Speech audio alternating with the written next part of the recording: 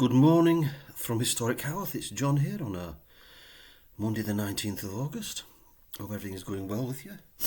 Yeah, today we're going to discuss a tea called St. Johns Wort, which is quite interesting. Yeah, I drank Sarsaparilla last week. Once again, I can't say I felt any discernible effects. Yeah. So I'll try again, see if St. Johns Wort has any discernible effects.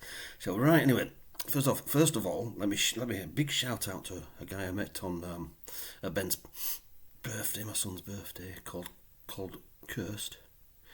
Yeah, he was inspired by the horsetail journey to to get himself some supplementary tablets containing a horsetail. Which is good. I'm not sure why he chose to take them. Personally, and this is in no way meant to be disrespectful or disparaging, I prefer the slower, softer kind of impact of a tea rather than, I don't know, the more immediate, and I'm going to guess, like stronger impact of a supplement in tablet form. Yeah, but I'm not a purist about this because I am for the old prostate. I do take a tincture of saw palmetto, which is really good. Another reason being that it's very hard to find saw palmetto. But Kirst, thank you very much for watching the blog. I really appreciate it. Also, I've gained three new members, which is fantastic. Welcome to you. Yeah, we're nearly hitting the 20 mark. I just thought, I really thought I'd just be speaking to a small group about things. So anyway, St. Johns Wort tea. We'll have a discussion about that. First of all, just some. I gave my son Aaron's birthday on Saturday, and I gave him some books, and one of them was a book by Kurt Vonnegut called Breakfast of Champions, my absolute favourite book. And I don't know, one of the things he tackles and kind of exposes, it's kind of the silly things people do and say. And I've got kind of two incidents, which I just thought I'd relate, which I think are quite interesting, and there's lessons to be learned. But I remember a long time ago when I was attending a church, and someone made the declaration that they wanted to love the unlovable, which I thought was, it just knocked me for six. Like, why? Why? Why? And, there's a number of issues. I want to love the unlovable. I'm going to love the unlovable, but I want to. So it's a statement of desire rather than intention. And I don't know. I mean, because I was thinking, right. So this person suddenly befriends you, you'd be thinking, sheesh. Am I unlovable? What does unlovable mean? What does unlovable mean? Yeah, how can you love the unlovable? You can't. You can love the unloved, which I think it is doable. But to even say you're going to love the unlovable is impossible.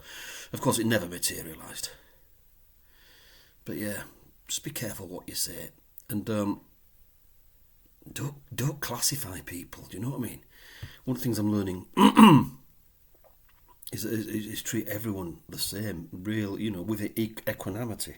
Don't classify them.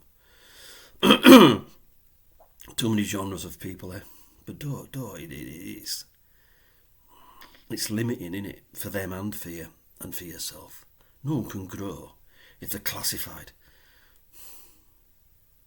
Only within the confines of that, the narrow parameters of that classification. Anyway. That's one incident. And another incident, and I think it might have even been the same person, but we're doing this house group stuff. And started talking about problem people. Going on about, well, had this incident with this person, yada, yada, yada. And I got a bit fed up. I got a bit, fed up thinking, what are you doing? I mean, according to that belief system, we're all saved sinners. We're not suddenly special because we've not crossed any line out. We're saved sinners. If you're in that Christian framework, you're a saved sinner. And how dare we say that they're a problem people?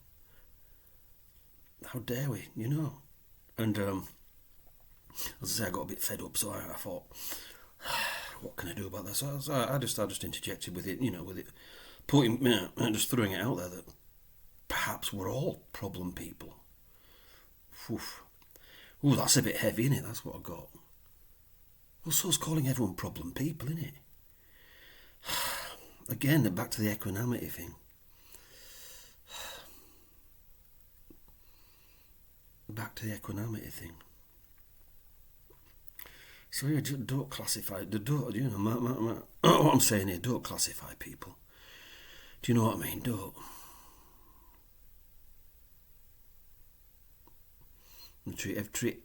Be the same with everyone. Treat everyone with equanimity.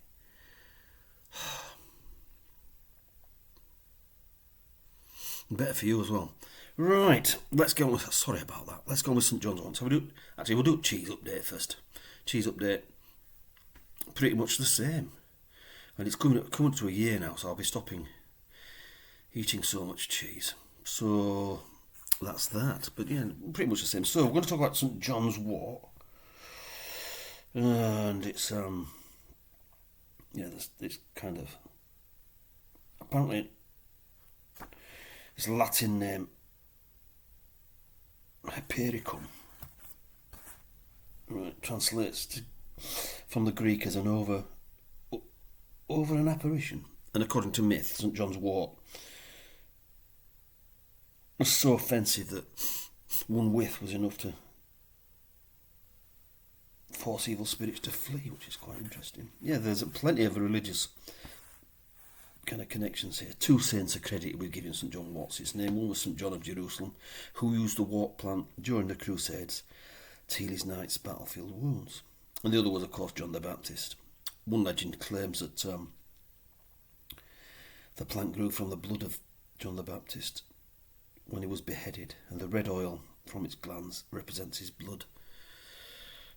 Why are they all so gruesome, these stories? It's crazy.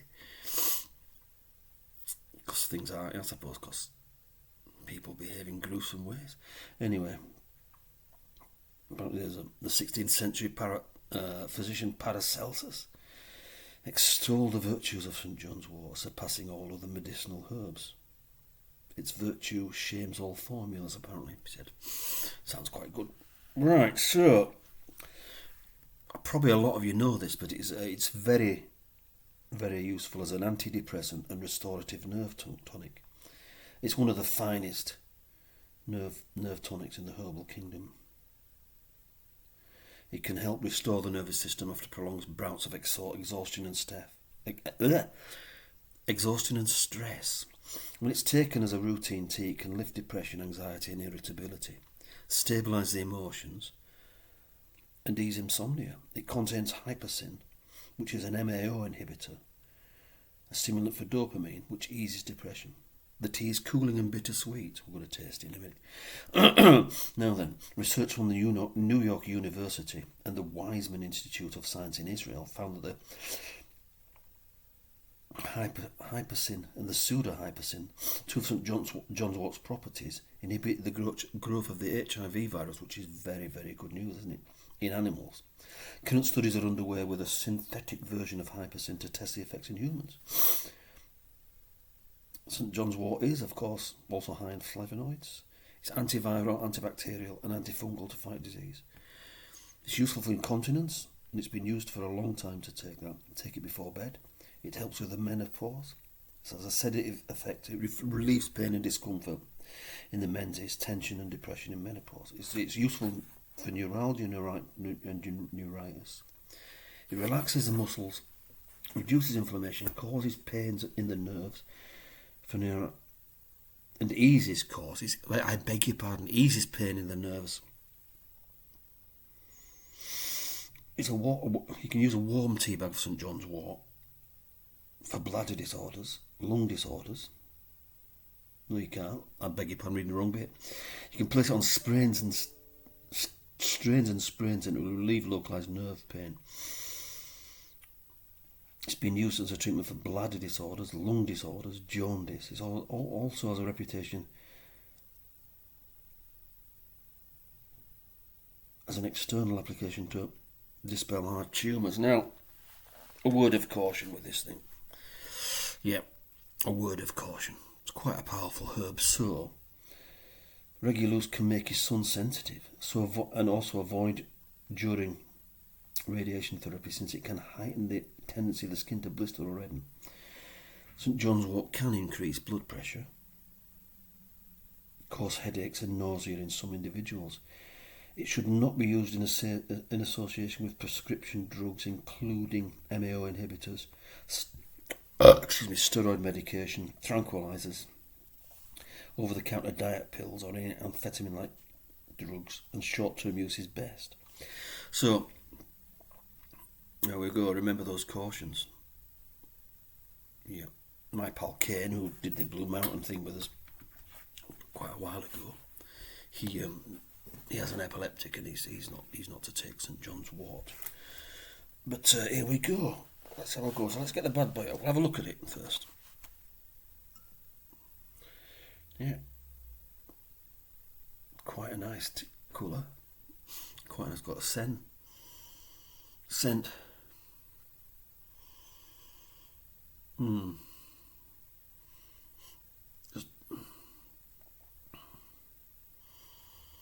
Just herby.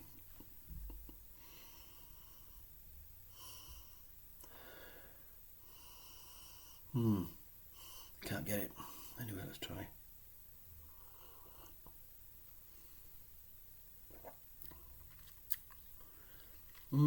Doesn't start very pleasant. Doesn't finish very pleasant either.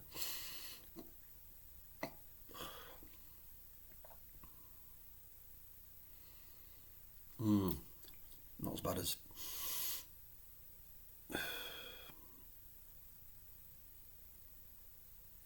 bad as wormwood. That's the worst to it. It's close, but it somehow redeems it. Right, initially you get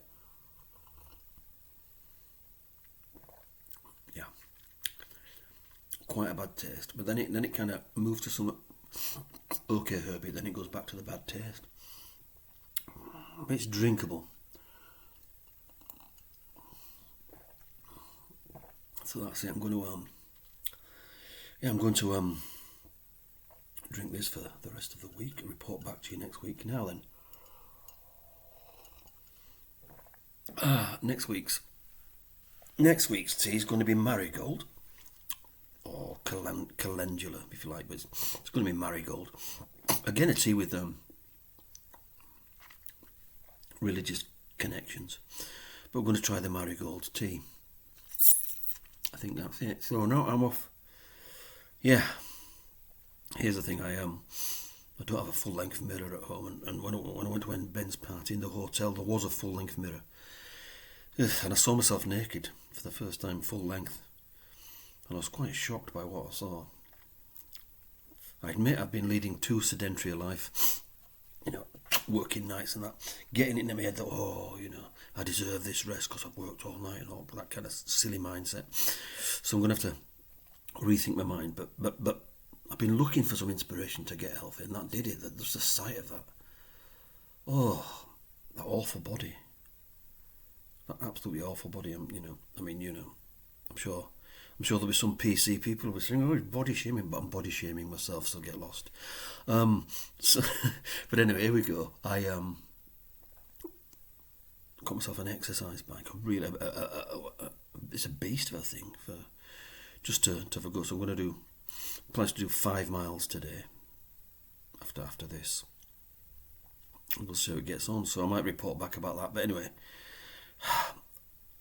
if you're going to drink the St Johns Wort tea, make sure you check out all all the dangers first, because, like I say, it's quite a lot of cautionary notes there.